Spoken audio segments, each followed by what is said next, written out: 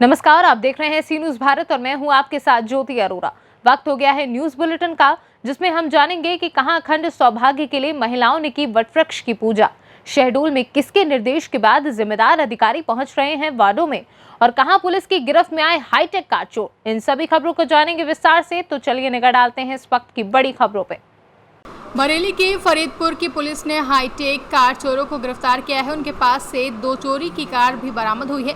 Police के मुताबिक पकड़े गए चोर बरेली जिले के साथ यूपी के कई जिलों में कार चोरी की वारदात को अंजाम देते थे। पकड़े गए चोर सॉफ्टवेयर की मदद से कुछ ही मिनट में उच्च तकनीकी की ब्रांडेड कारों की चोरी की घटना को अंजाम देते थे, जहां गिरोह में अलीगढ़ और दिल्ली के शातिर चोर भी शामिल हैं। वाहन चोर पकड़े गए हैं, किस तरीके से वाहन चोरी की वारदातों को अंजाम देते थे। दूसरा, क्या ऐसे सॉफ्टवेयर इनके पास मिले हैं जिनसे गाड़ियों के लॉक तोड़ दिया करते थे। विगत कुछ दिनों से शहर और देहात के कुछ थानों में 4 पहिया गाड़ी जो 4 व्हीलर गाड़ियाँ हैं उनकी चोरी हो रही थी। इसी क्रम में टीम को इन चोरों की पकड़ने के लिए लगाया गया था, जिसके क्रम में 2 अभियुक्तों को गिरफ्तार किया गया। एक जो थाना बरादरी से संबंधित है और दूसरा जो है जनपद बदायूं से है। इसमें जो थाना बरादरी से संबंधित अभियुक्त है, ये मेन इसमें गाड़ियों को खोलने का काम करता था। इसके पास 2014 से 16 तक की गाड़ियों को खोलने के लिए एक सॉफ्टवेयर है, जिसमें कि ये जिन ग्राहकों की चाबियां खो जाती हैं या वो गाड़ी लॉक हो जाती है, उनकी गाड़ियों उनकी चाबियों और गाड़ियों को लॉक अनलॉक करने का ये काम करता है। और उसी सॉफ्टवेयर का ये नाजायज़ फ़ायदा उठाकर इनके साथ सम्मिलित हो गया और इन गाड़ियों को ये अनलॉक करता था। और उसके बाद ये इसको 10,000 रुपये इस बात के मिलते थे। और इसके बाद जो बदायूं का जो मेन अभियुक्त है, ये पूरे 3-4 जो अन्य अभियुक्त हैं उन सबको एक साथ मिलाने का इसने कार्य किया। और 2 अभियुक्त, जो एक अलीगढ़ का और एक दिल्ली का है, जो अभी फरार है, इनके ऊपर 25,000 रुपये का इनाम भी घोषित कर दिया गया है। ये गाड़ी को यहाँ से चुराकर फिर दिल्ली या अन्य शहरों में बेचते थे। इनके पास से वर्तमान में 3 गाड़ियाँ बरामद हुई, जिसमें से एक गाड़ी चोरी की है, उसका नंबर पता नहीं चल पा रहा है वो कहाँ का है, और 2 गाड़ियाँ जो ये चोरी में यूज़ करते थे वो बरामद हुई हैं। और बाकी जो अन्य 2 अभियुक्त हैं उनको भी जल्दी गिरफ्तार करके जो गाड़ियाँ यहाँ से चोरी हुई हैं उन सभी को बरामद किया जाएगा। क्या ये नकली कागजात भी बनाते थे या सिर्फ ऐसी चोरी की गाड़ियों को? जो 2 अभियुक्त बरामद हुए हैं, इसमें से एक अभियुक्त तो गाड़ी को अनलॉक करने का काम करता था, उसको खोलने का काम करता था। दूसरा जो अभियुक्त है वो बाकी 2 जो भागे हुए अभी चोर हैं, जिनके ऊपर अभी इनाम घोषित कर दिया गया है, इनको यहाँ इसने बुलाया था। और जो 2 अभियुक्त भागे हुए यही गाड़ी को दिल्ली या अन्य शहरों में ले जाकर बेचते थे। और जब वो गिरफ्तार किए जाएंगे तो उनसे और चीज़ें पता चलेंगी कि किस तरीके से वो इन गाड़ियों को वहाँ पर बेचते थे या अन्य कोई कार्रवाई करते थे। बरेली से सी न्यूज संवाददाता विनय चौहान की रिपोर्ट। उत्तर प्रदेश के जिला फिरोजाबाद में नगर निगम के वार्ड नंबर 59 के पार्षद मोहम्मद इसरार ने उत्तर प्रदेश की महत्वपूर्ण योजनाओं स्वच्छ भारत मिशन के तहत आने वाली योजनाओं को सुचारू रूप से न चलने का आरोप लगाया है। साथ ही क्षेत्र व्यक्ति सीटू पर आरोप लगाया है कि उनके द्वारा मानसिक उत्पीड़न तथा क्षेत्र में काम में अवरोध फैलाने का आरोप भी लगाया गया है, जिसके संबंध में उच्च अधिकारियों से शिकायत भी दर्ज कराई गई है। फिरोजाबाद से सी न्यूज संवाददाता इरफाना अब्बासी की रिपोर्ट। फिरोजाबाद के एसएसपी अशोक कुमार के निर्देश में थाना नगला खंगरवा स्वाट टीम ने हत्या के मामले में सनसनीखेज खुलासा किया है, जहां 31 मई को गांव नगला जोरे में सर्वेश कुमार का मर्डर हुआ था। वादी पत्नी ने अपने जेठ देवर और उसके लड़के समेत एक अन्य के विरुद्ध मुकदमा दर्ज करवाया था, जहां थाना नगला खंगरवा स्वाट टीम ने ठोस साक्ष्य संकलन के बाद 4 निर्दोषों को जेल जाने से बचाया। वहीं वादी पत्नी ने प्रेमी के साथ मिलकर हत्या को अंजाम दिया था, जिसके चलते आज पुलिस ने प्रेस वार्ता में खुलासा कर दिया है। एक घटना घटी 28 तारीख को, मारपीट किया इन लोगों ने और 4 भाई थे, सगे भाई थे। समरसूल लगाने के लिए विवाद हुआ। एक भाई को ढकेल दिया गया, उसको चोट लग गई। वही तीनों भाई गए, उसका इलाज करा के ले आए। 2-3 दिन घर में रहा, फिर वो उसकी मृत्यु हो गई। 1 तारीख को मृत्यु हो गई। जब पोस्टमार्टम कराया गया तो पता लगा उसको थ्रॉटलिंग हुई है, गला दबा के मारा गया है। तो फिर शंका हुई, जब ऑफेंस लिख के आया तो मुकदमा कायम हुआ। मैंने ज्वाइनिंग 2 तारीख को ज्वाइन किया। मैं किसी और घटना में जा रहा था, वहाँ भी महिला ने पति की हत्या की थी, तो मैं इस घटना पर पहुँच गया। तो मैंने देखा, लोगों ने, गाँव वालों ने बताया कि सर ये जो तीनों भाई नेम्ड, इसकी पत्नी ने, मृतक की पत्नी ने FIR लिखा दिया उन तीनों भाइयों के खिलाफ। तो गांव वालों ने कहा साहब वो तीनों भाई तो चीटी नहीं मार सकते, वही तो इसका इलाज कराए, वही इसको घर में लेके आए, इसमें कुछ रहस्य आप जानकारी करिए। मैंने कहा ठीक है। हम लोग जानकारी की, हमारी स्वाट की टीम लगी। फिरोजाबाद से सी न्यूज संवाददाता JP सिंह की रिपोर्ट। उत्तर प्रदेश के जनपद हापुड़ में पुलिस अधीक्षक नीरज कुमार जादौन के आदेशानुसार जनपद में अपराध की रोकथाम एवं शातिर वांछित अपराधियों की गिरफ्तारी के लिए चलाए जा रहे अभियान के अंतर्गत थाना सिंभावली पुलिस ने थाना गढ़मुक्तेश्वर के गैंगस्टर एक्ट में 7 माह से वांछित चल रहे 15,000 रुपए के नामी अभियुक्त को गिरफ्तार कर लिया है। जनपद हापुड़ पुलिस द्वारा चलाए जा रहे वांछित एवं पुरस्कार घोषित अपराधियों की गिरफ्तारी हेतु अभियान के क्रम में आज दिनांक 10 जून 2021 को थाना सिंभावली पुलिस द्वारा गैंगस्टर अधिनियम में वांछित चल रहे इनामिया अभियुक्त किशन पाल उर्फ किशनी पुत्र इंद्रजीत निवासी ग्राम चकलठीरा थाना गढ़मुक्तेश्वर जनपद हापुड़ व हाल पता ग्राम रखेड़ा थाना हसनपुर जनपद अमरोहा को गिरफ्तार कर आवश्यक वैधानिक कार्रवाई की जा रही है। हापुड़ से सी न्यूज संवाददाता रुस्तम सिंह की रिपोर्ट। पलामू नीलांबर पीताम्बरपुर प्रखंड के सभी पंचायत के मुखिया वार्ड सदस्य को इस बैठक में आमंत्रित किया गया है, जहां बैठक का मुद्दा कोरोना टीका लगवाने के लिए सभी गांवों के लोगों को जागरूक करना है। जहां वीडियो ने बताया कि सभी गांव की टोला बाइड में मेडिकल टीम ग्रुप बनाकर सभी लोगों को टीका लगवाने का निर्णय लिया गया। टीका लेने पर अगर किसी को कोई दिक्कत होती है तो डॉक्टर वहीं पे रहते हैं, सो डरने की कोई बात नहीं है। हर एक व्यक्ति को आगे आकर टीका लगवाना है। मैडम बैठक बुलाई थी वहाँ प्रखंड में, किस विषय पे बुलाई थी? पूरे जून माह में हर हफ्ते के आखिरी 3 दिन में हम लोग को पंचायत वाइज टीकाकरण करवाना है। तो हम लोग वही सारे इस बार के में जुरू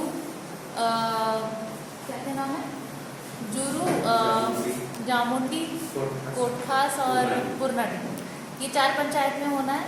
तो उसी 4 पंचायत के मुखिया वार्ड सदस्य और जो भी रिलीजियस लीडर्स हैं उनको बुला के उनसे पूछा गया कि उनके नज़र में कितने टोला हैं या फिर कितने परिवार हैं जो छूटा गया है, ताकि हम उनको टारगेट अप्रोच की तरह से पकड़ के टीका करवाएं। कैसे जागरूक कर रहे हैं इन लोगों को मैडम? पहले तो इनके खुद के इनके जो भी शंका है जी उसको दूर किया गया है, ताकि उनके मन में जो भी भावनाएं हैं टीका को लेके अगर वो गलत हैं तो उसको सही करके आगे बढ़ाया जा सके, क्योंकि अगर वो खुद तैयार नहीं है तो सामने वाले को कैसे प्रेरित कर पाएंगे।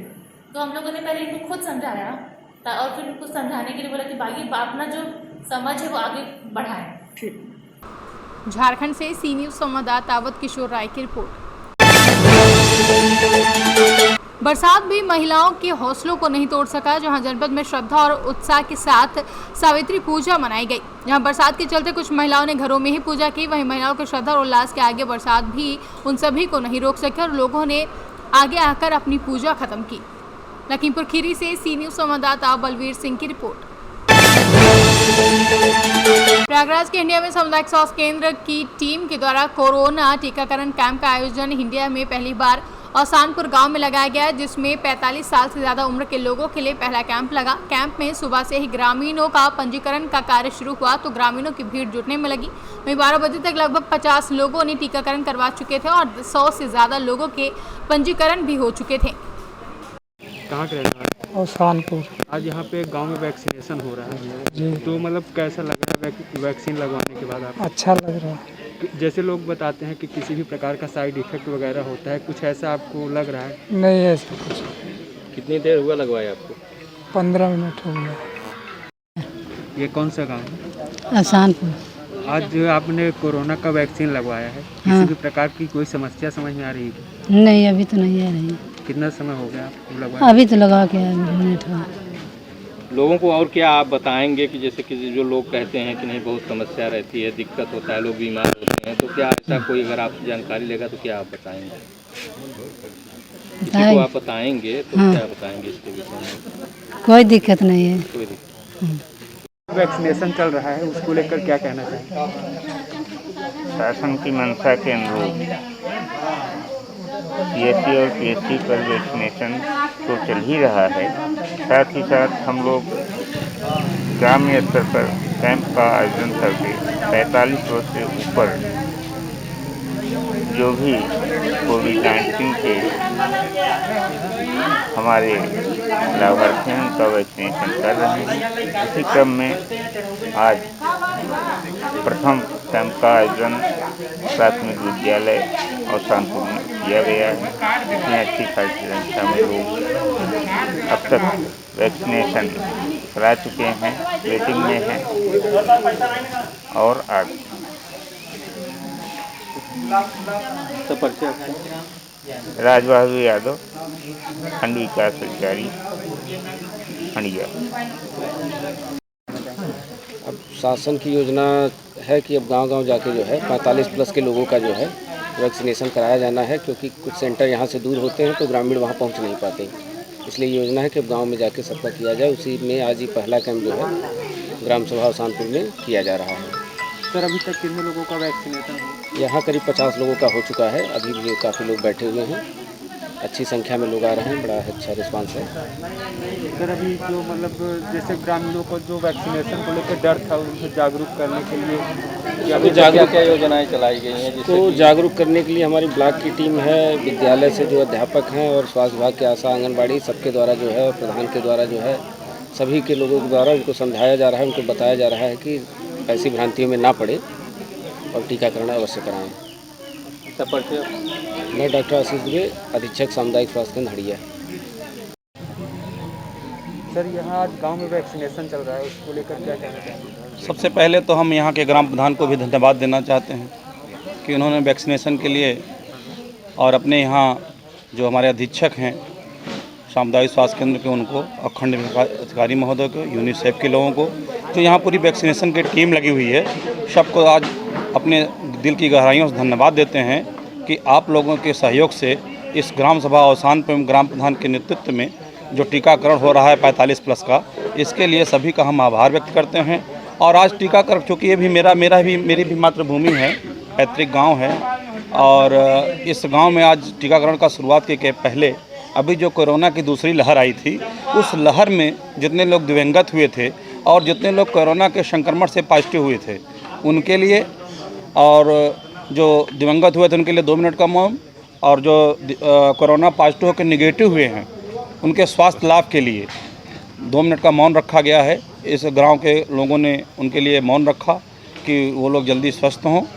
और आज के सहयोग के लिए और इस कार्य के लिए हम यहाँ ग्राम प्रधान अवसानपुर की और अधीक्षक महोदय की, खंड विकास अधिकारी महोदय, हमारे साथ राजेंद्र मौर्य जी आए हैं, मास्टर साहब हैं, सीबी मास्टर साहब हैं, और सभी यूनिसेफ की टीम को बहुत बहुत धन्यवाद देते हैं और अपने ग्राम सभा में आने के लिए उनका स्वागत और अभिनंदन करते हैं। जय हिंद, जय भारत, जय समाजवाद। मैं डॉक्टर सुरेश चंद्र मौर्य, पूर्व ब्लॉक प्रमुख खड़िया।